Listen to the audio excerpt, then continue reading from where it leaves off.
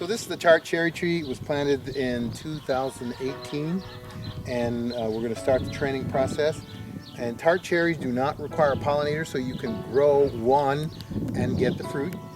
And they're very precocious, which means they will start to produce pretty quickly. So actually, I would not be surprised if this tree had some flowers on it, but we don't want any fruit on the tree at this point.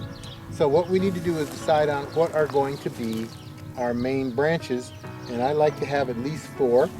And what we like to have is branches that be in an angle of at least 45 to 60 degrees, because that's a real strong angle and will be able to support the fruit load. If they're real narrow, like this, then those are ones we don't want. Also, I'm going to select something that's at least a little bit smaller than the pencil. For instance, this one will go because it's quite thin and it's tending to grow more upward. So I also have to decide, do I want to start down here or do I want to start up higher? Since some of the nicer ones are down fairly low, that's what we're going to use. So this is to the south, this is to the west, this is almost east, this is pretty much north. So those are the ones that we're going to select. So we're taking out the ones that we don't want. And you want to be sure of which ones you're taking out. So we have 1, 2, 3, 4, and that's pretty much the first tier. Now, we'd like to have the second tier up a little higher, but we can't do that, so I have to decide what I want to do here. I'm just going to take this one out, and I'll leave these 2.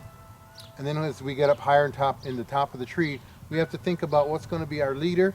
This is the most strong branch. It's not growing up as straight up as I'd like. So one of the things we're going to do is trim this back to a branch that's going to grow more toward the inside of the tree. This is a crossing branch, so we're taking this out.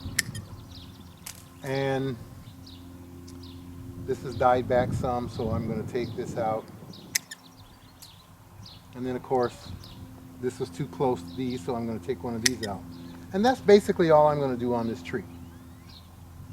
And so we'll come back next year and see how it turns out. I could take out this dead branch. There's some little tiny things that I might trim back that have died during the winter months, but I'll let the homeowner do that. It's a little minor thing, so we're in pretty good shape.